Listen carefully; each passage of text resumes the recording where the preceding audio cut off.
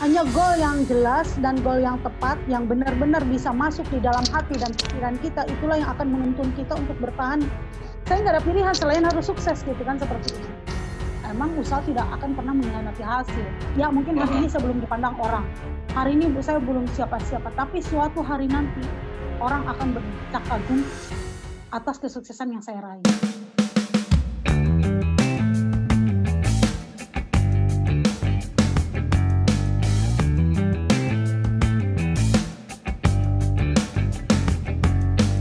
Bisa nggak sih Bu, orang itu meraih sukses tanpa harus ngalami yang nggak enak itu menurut Bu Lis gimana? Bisa nggak kira-kira?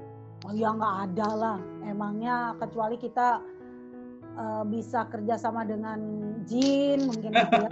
Nah, dengan ya di luar nalar gitu ya, seperti itu mungkin bisa mengerahkan tenaga-tenaga gaib gitu ya, seperti Sang Kuryang membendung ini sungai gitu kan, jadi bisa menciptakan segara dalam semalam sama perahu gitu kan, ya seperti itu. Atau mungkin seperti kisah Loro Jonggrang candi mungkin ya, bisa menciptakan 1000 candi dalam semalam. Ya itu kan hanya makhluk-makhluk yang bisa mengerjakan seperti itu. Jadi artinya sukses itu nggak ada yang dibangun dalam semalam. Jadi sukses itu sebenarnya itu adalah kerja keras yang diulang-ulang sebenarnya. Kerja keras terus diakumulasi berulang-ulang, kita melakukan hal yang sama tanpa menyerah, dan hasil akhirnya ya emang usaha tidak akan pernah mengkhianati hasil. Jadi sebenarnya sukses itu bukan sebuah tujuan tapi sebuah perjalanan yang dilakukan secara terus-menerus gitu kan, tanpa mengenal lelah, tanpa mengenal rasa capek, dan kita tetap fokus optimis bahwa suatu hari nanti ibaratnya tuh apa yang kita cita-citakan atau goal yang kita cita-citakan itu akan berubah menjadi sebuah kenyataan dengan melakukan sebuah tindakan. Jadi artinya kan kalau goal itu dengan kita action artinya mendekatkan kita kepada goal kita. Betul. Terus juga ya memang kita harus memiliki visi. Visi itu artinya kemampuan melihat seseorang, kemampuan seseorang melihat hasil akhir di masa depan gitu kan, kalau menurut saya gitu kan, hasil akhir di masa depan. Jadi kita tuh walaupun belum sukses tapi kita harus memposisikan seolah-olah suatu hari nanti kita itu bakal sukses.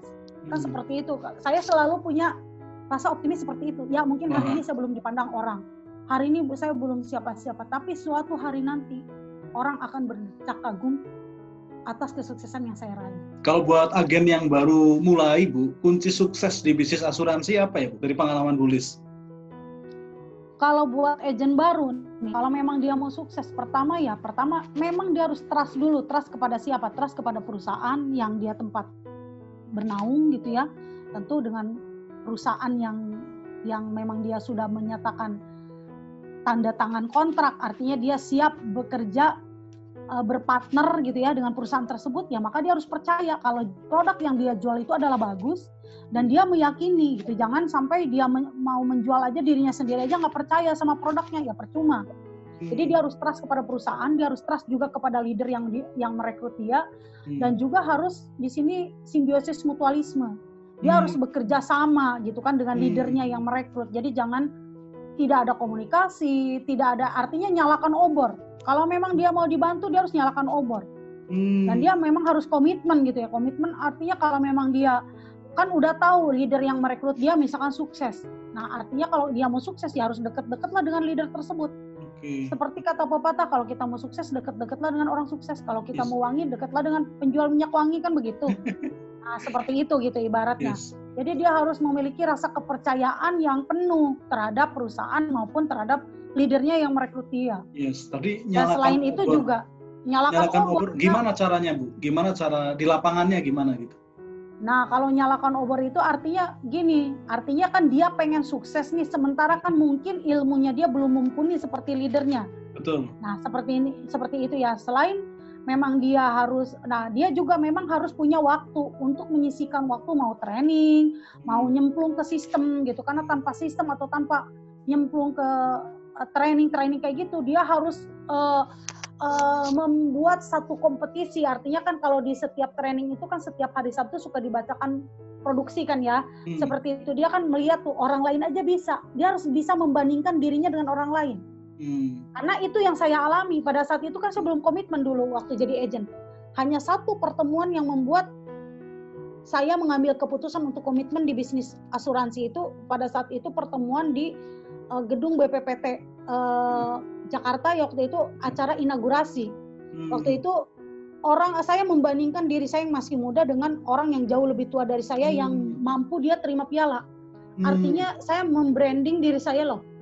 Dia aja mampu ya mendapat penghargaan. Padahal kalau dari raut muka kayaknya cakepan gue deh.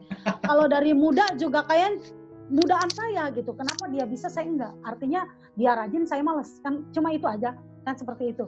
Jadi artinya ya emang agent harus mau menyisihkan waktu atau berinvestasi waktu datang ke training seperti itu ya. Dan kemudian kalau nyalakan obor tadi, ya sekarang leader kan punya banyak agent, dia juga punya banyak kesibukan. Gimana leader itu mau bantu agentnya kalau agentnya juga diem aja?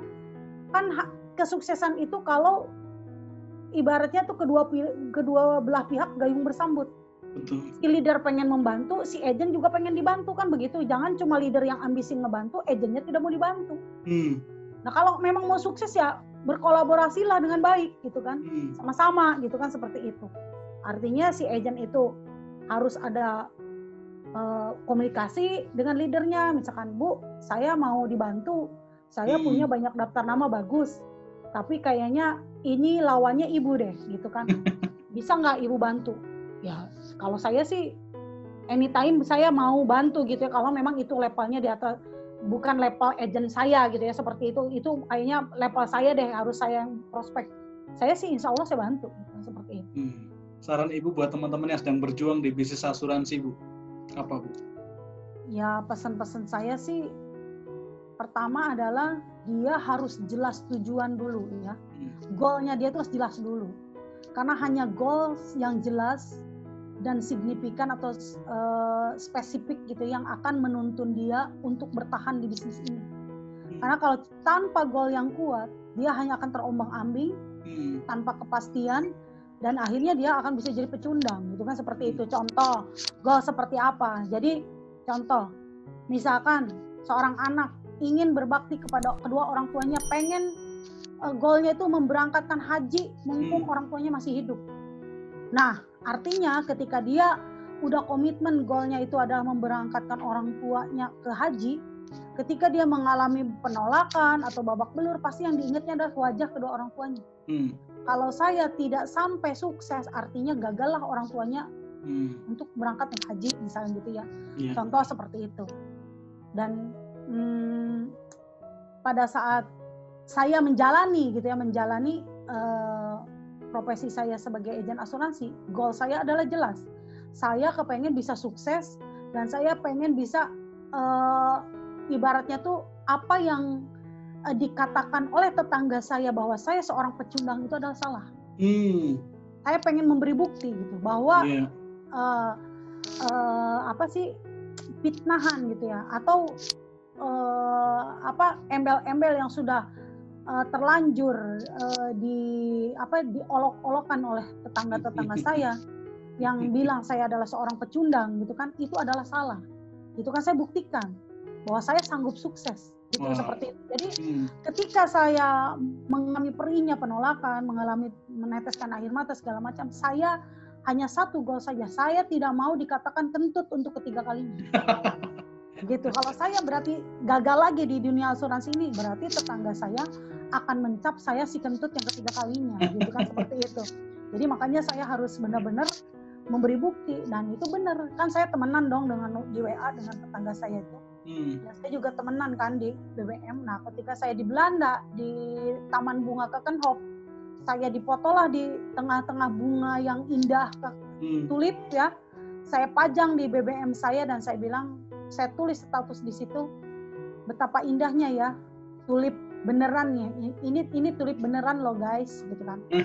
Keukenhof, Amsterdam, Belanda. Nah, di situ kan pasti dia baca. Nah, ternyata dia baca dan langsung dia komentar, saya luar biasa ya, kamu itu memang ulet dan kamu pantas untuk sukses. Nah, itu dia mengakui.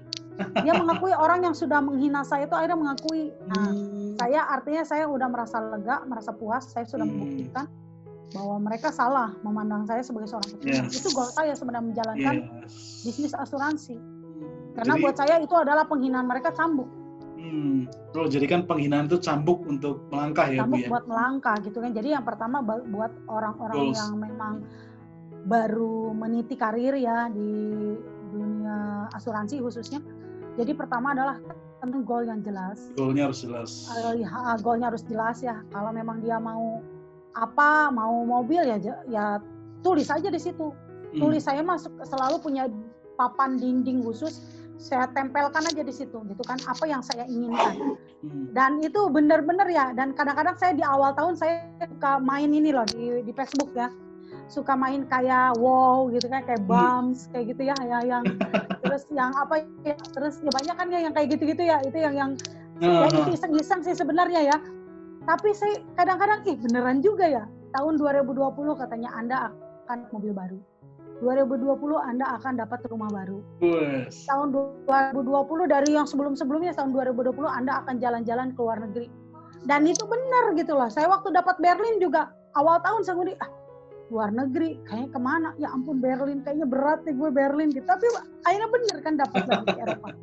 Terus tahun 2020 ini dapat rumah, ya saya beli apartemen kan.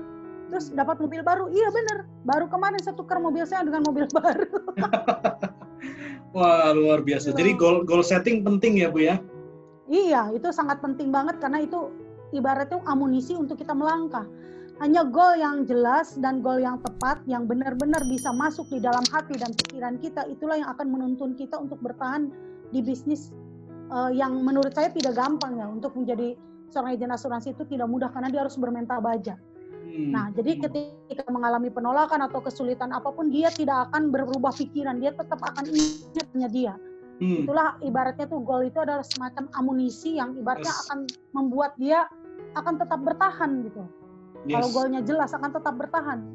Dia kayak saya, kalau saya menyerah, artinya ya udah, lu akan dihina lagi sama tetangga lu gitu. Lu mau mana? Pilihannya lu sukses, jadi nggak ada pilihan kan. Saya nggak ada pilihan selain harus sukses gitu kan, seperti itu. Ya makanya sekarang saya buktikan ya, saya alhamdulillah, kata orang saya sudah sukses. Alhamdulillah kalau memang ada yang gitu, ya ini mungkin jalan Tuhan aja gitu kan, seperti jalan Tuhan. Jadi goals itu penting. Yang kedua apa Bu kira-kira Bu? Yang kedua komitmen ya, komitmen dia gitu kan, komitmen dia ibaratnya artinya ya dia jangan mudah terpengaruh. Dia harus komitmen terhadap keputusannya dia untuk menjadi seorang agen asuransi, ya dia harus komitmen bahwa itu udah jalan hidup dia yang sudah dia pilih. Jangan ada yang nawarin lagi dia loncat ke sana, ada yang nawarin lagi loncat ke situ gitu kan, seperti itu.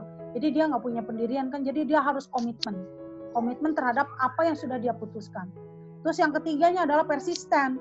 Persisten ya mau sesulit apapun jalannya, mau terjal, mau berliku maupun apa, dia tetap harus bertahan, persisten gitu kan, seperti itu. Ya hal-hal seperti itulah. Dan yang terakhir adalah dia harus disiplin. Terus disiplin yang tinggi gitu kan. Disiplin artinya dia tahu kewajibannya dia ketika dia memang mau mendekatkan goalnya menjadi sebuah kenyataan, berarti kan dia harus apa? Harus ada tindakan. Jangan cuma omong doang. Gitu kan. Kalau cuma omdo doang, semua orang juga bisa gitu kan. Tapi ibaratnya kita punya goal tapi kita nggak ikhtiarkan, ya nggak ada itu yang berubah menjadi kenyataan, paling menggantung di awang-awang kan gitu kan, seperti itu. Betul. Artinya ketika dia memang pengen goal menjadi sebuah kenyataan, ya harus divisualisasikan menjadi sebuah tindakan dan akhirnya menjadi sebuah kenyataan gitu kan, seperti itu. Nah itu yang saya alami, saya mendisiplinkan diri saya ketika saya lagi mengejar sesuatu ya. Contoh, saya pengen start club kemarin Berlin, saya bangun tengah 5 kadang saya sudah pulang jam 10 malam, dan pernah sampai jam 2 malam pun saya masih masih kondisi perfect, baru on the way pulang. Seperti itu. Gitu kan, seperti itu. Jadi saya udah pernah mengalami hal-hal seperti itu ya, malam, pergi pagi, itu udah pernah saya jalani. Pergi subuh gitu ya, pulang malam. Itu, dan waktu kejadian nih, waktu NLC ya, seumur hidup belum pernah NLC kan waktu itu. Kalau mid-year kan udah pernah dapat 3 kali, Terus kalau startup juga saya sudah dapat 3 kali, cuma PCC belum. Ya mudah-mudahan aja lah, saya tetap optimis suatu hari nanti saya bisa PCC gitu aja. Nah cuma waktu itu NLC ya. NLC itu saya masih ingat banget. Waktu itu kan kita punya grup para leader kan ya. Ingat banget punya grup para leader. Dimana kan kalau kandidat-kandidat yang udah mau mencapai reward itu biasanya suka ditepuk tangan di grup gitu ya. Oh ini nih kandidat NLC ini. Hebat ya, selamat ya, congratulations lah gitu ya, seperti itu. Nah saya pada saat itu nggak pernah digadang-gadangkan, nggak pernah diprediksi karena omset saya jauh banget di bawah, masih 60 juta FPI-an saya, masih 60 juta FPI. Waktu itu sementara NLC itu kan hanya dihitung 2 bulan atau 3 bulan ya omsetnya gitu ya waktu itu. Nah itu persis mau ditutup seminggu close omsetnya itu ya, bulan gitu. Saya tidak pernah digadang-gadangkan bakal ada.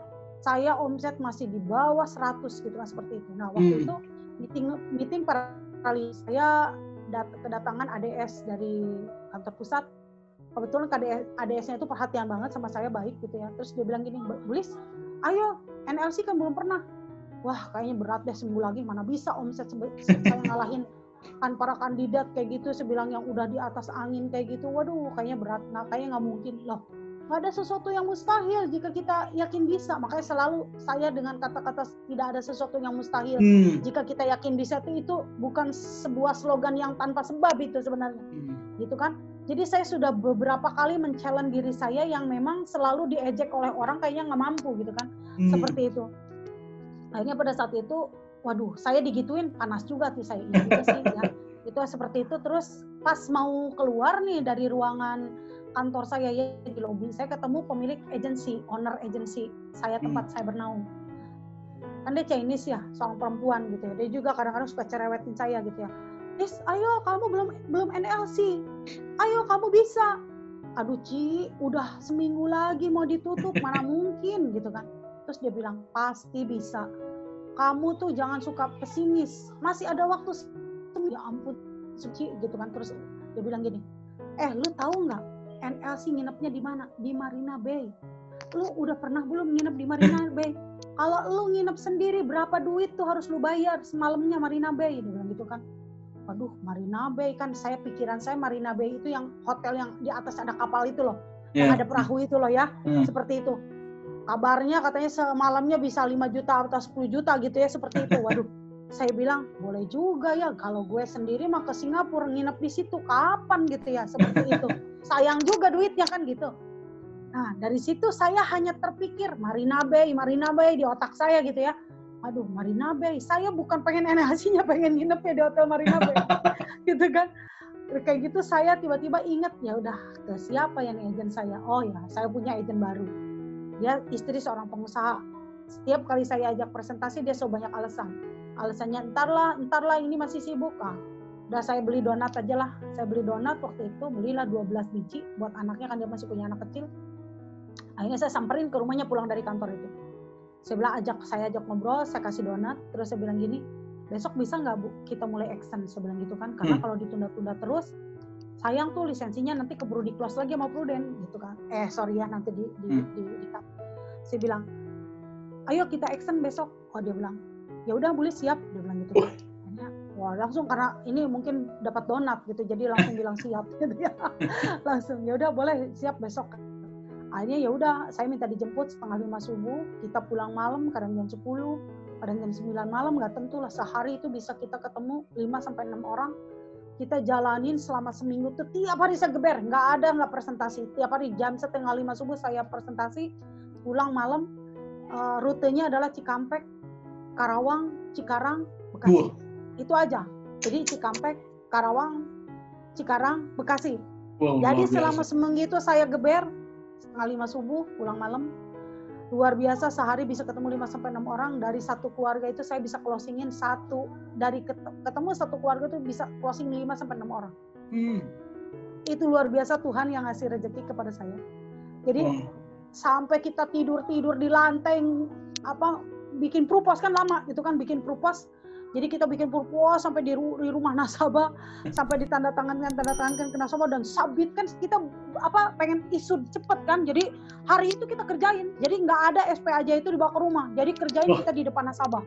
Jadi langsung submit gitu kan, langsung bayar kita kita cari ATM, ya udah duitnya kan kita minta cash gitu. Kadang-kadang kalau dia punya SMS banking langsung ditransferkan ke kita. Jadi langsung saya pun nggak punya SMS banking. Jadi begitu langsung submit si SPAJ kan langsung keluar tuh kode serinya, langsung kita bayarkan hari itu juga. Karena kan kejar isut kan gitu untuk analisis selama seminggu itu. Saya ngomong ke agent saya mah, ya lu kan bisa dapat startup gitu, gue bantu gitu kan. Nah gitu kan seperti itu. Akhirnya kerja seminggu terkumpul berapa coba? Luar biasa ya. 465 juta API. Wah. 465 juta API. Luar biasa. 465 itu orang gila, hanya seminggu. Waduh.